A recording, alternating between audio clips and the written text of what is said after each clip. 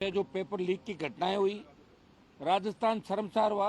और इसमें मेरा सवाल था, और ये सरकार जब बनी भारतीय जनता पार्टी की, तब डॉक्टर साहब से लेके कई आपके लोकसभा के अंदर भी कई बार मामले उठे थे। मैं देखता था इनके सांसद, चाहे रीट का मामला हो, सेकंड ग्रेड का मामला हो, चाहे दूसरे मामले हो, उनकी सीबीआई जांच की हमेशा डिमांड करते थे कि सीबीआई जांच करो। और जैसे ये सरकार बनी तो इन्होंने एसआईटी का गठन किया। करीब आधा दर्जन से ज़्यादा भर्तियां हैं जिनकी एसआईटी जांच करेगी। और एसआईटी की जांच का अध्यक्ष उस व्यक्ति को बनाया, वीके सिंह को, एडिशनल डीजी को, जो आरपीएससी के अंदर लगातार 5 साल से इंटरव्यू लेने जाते थे। ये मामला मैंने उठाया और मेरा सीधा सीधा सवाल था कि जब भारतीय जनता पार्टी की सरकार आई, वो नौजवानों ने उनको वोट दिया, भ्रष्टाचार के खिलाफ वोट दिया। कांग्रेस के आला नेता, मुख्यमंत्री ऑफिस तक तार जुड़े थे। मैंने भी राष्ट्रीय लोकतांत्रिक पार्टी ने बड़ा आंदोलन किया था पेपर लीक की घटनाओं के खिलाफ। आरपीसी का हमने घेराव भी किया था, माध्यमिक शिक्षा बोर्ड का घेराव भी किया था। जाड़ोली को बर्खास्त किया मुख्यमंत्री ने, लेकिन एसओजी ने क्लीन चिट दे दी बाद में। तो ये हमारी मांग थी कि जो बड़े मगरमच्छ, मछलियां तो पकड़ रहे हो, लेकिन पर्दे के पीछे जो बड़े मगरमच्छ है, बड़े ब्यूरोक्रेट है, जिन नेताओं पर आरोप लगे थे, जिन मंत्रियों पर आरोप लगे थे, ये सीबीआई जांच से ही दूध का दूध और पानी का पानी हो सकता है। ये मांग मेरी थी कि इन तमाम मामलों की सीबीआई जांच करे। एसआईटी गठन से कुछ भी नहीं होगा। एसआईटी का गठन भी आपने कर दिया, लेकिन 40 दिन के अंदर एसआईटी ने किसको बुला के पूछताछ करी, बताओ मुझे। एक भी बड़े व्यक्ति को बुला के एसआईटी ने पूछताछ नहीं करी। और संजय श्रोत्रिय जो आरपीएससी के चेयरमैन है, जो मुख्यमंत्री के यहाँ बड़े पुलिस के अधिकारी थे, और करीब करीब वो ये कहते क्या कर लेंगे, मेरा सारा पुलिस मुख्यालय मेरी जेब के अंदर है। तो हम सब लोगों ने मांग करी कि राजस्थान के जवानों के भविष्य के साथ जो खिलवाड़ किया, इसलिए भारतीय जनता पार्टी को इस मामले की सीबीआई जांच करानी चाहिए। मेरे पास एक कागज भी है, ये शिवा शर्मा जो 2018 के अंदर तहसीलदार बने थे, इनके जब आपके ये शिव सिंह राठौड़ चेयरमैन बने 21 में कार्यवाहक, तब इन्होंने कहा कि मैं आपको एसडीएम बना दूंगा। और देखिए, ये मेरे पास कॉपियां भी है, मैं टेबल भी करूंगा ले जाकर, आपको बताने के लिए लाया था। इनको नोट अटेम्प्ट खाली छुड़वा दिया 21 के अंदर कि आप तो पहला और चौथा प्रश्न पत्र खाली छोड़ो। हिंदी में तो 146 नंबर दिए, और नोट अटेम्प्ट खाली छोड़ा हुआ एनए लिखने के बाद उसमें भरवा कर वापिस नंबर मार्किंग हुई है। ये भारी भ्रष्टाचार आरपीएससी के अंदर हुआ बिना सीबीआई जांच के। ये काम, एक उदाहरण मैंने दिया है, तो हजारों सैकड़ों लोग होंगे।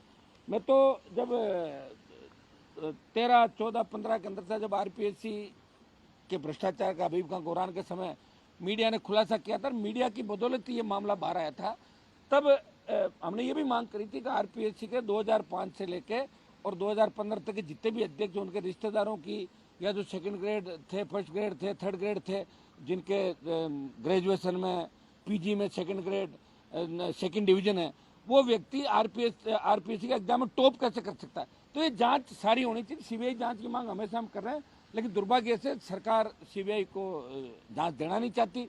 इससे लग रहा है कि भारतीय जनता पार्टी भी कांग्रेस के नक्शे कदमों में चल रही है।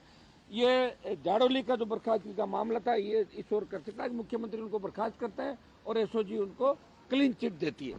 एक मैं आपको ट्वीट बताऊंगा, देखिए आप, ये शिव सिंह जी ने ट्वीट किया था 18/12/21 को, जब चेयरमैन थे, इन्होंने ट्वीट किया था, जोधपुर में बन सकता है देश का पहला यूनेस्को ग्लोबल हेरिटेज पार्क। और ट्वीट करने के बाद अपने ट्विटर हैंडल पर, जब ये चेयरमैन थे, थोड़े दिनों बाद जब मुख्य परीक्षा हुई 21 की, उसमें ये सवाल आ गया था, 10 में से 10 नंबर इनके लोगों को मिले और बहुत से लोग आरएस बने थे। आप ये बताए, अरबों खरबों रुपए कमा के जो आदमी अब चले गए, अब पॉलिटिक्स में आ जाएंगे, टिकट मांग लेंगे, तो फिर कैसे आप ये मानोगे कैसे मिलाजुली का खेल? जो मैं आरोप लगा रहा था कि कांग्रेस भारतीय जनता पार्टी मिले, अगर मिले हुए नहीं होते तो आज सदन के अंदर बीजेपी को ये घोषणा करनी चाहिए कि हम इन मामलों की सीबीआई जांच कराएंगे। राष्ट्रीय लोकतांत्रिक पार्टी बड़ा आंदोलन करेगी, पुरजोर तरीके से राज्यपाल के अभिभाषण में वापिस हम इस मामले को उठाएंगे। एक बार सड़क पर भी आ जाओ, हम सड़क पर भी लड़ेंगे, राजधानी को घेरेंगे, नौजवानों के हितों पे कुठाराघात नहीं होने देंगे। आगे की क्या रणनीति रहने वाली है बेनीवाल साहब आपकी? देखिए, मेरी रणनीति आगे, जब राज्यपाल का अभिभाषण होगा, मैं इस जवाब जो दिया उससे संतुष्ट नहीं हूं। मैं, मुझे कह रहे थे मंत्री जी, जो मुख्यमंत्री की तरफ जवाब दे रहे, उन्होंने कहा कि आप एसआईटी के एडिशनल डीजी के साथ बैठ के आप बता दें। अब मैं थोड़ी बात करूंगा बैठ के, ये मेरा काम नहीं है। हम तो करें सीबीआई जांच करें, सीधी सीधी हमारी मांग है कि आप 2, 3, 4 किसी भी 3-4 एग्जाम की सीबीआई जांच करा लो।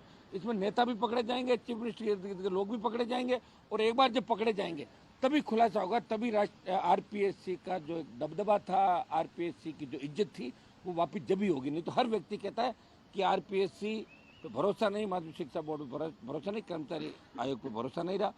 मैं ये कह रहा हूँ कि जब सेंट्रल हॉल के अंदर हम बैठते थे, लोकसभा के अंदर थे, तो यूपी बिहार के सांसद मुझसे ही सवाल करते थे कि हनुमान जी, आपके यहाँ 10वीं 12वीं लड़के हमारे यहाँ नहीं कर पाते, तो उनको 10वीं 12वीं कराने की रेट क्या होगी राजस्थान के अंदर। ये राजस्थान शर्मसार हुआ। इसमें कांग्रेस पार्टी भी जिम्मेदार है और भारतीय जनता पार्टी की 13 से 18 की सरकार भी जिम्मेदार है। कई भर्तियां रद्द हुई थी, हम उनकी भी सीबीआई जांच की मांग कर रहे हैं।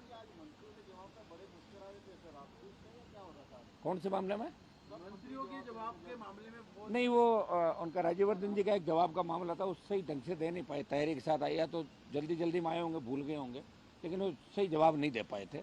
और कई मंत्री सही जवाब नहीं दे पाए। अध्यक्ष जी भी आज जिस तरह गुस्से में कर रहे थे, वो ठीक नहीं है। विपक्ष को साथ लेके चलना चाहिए।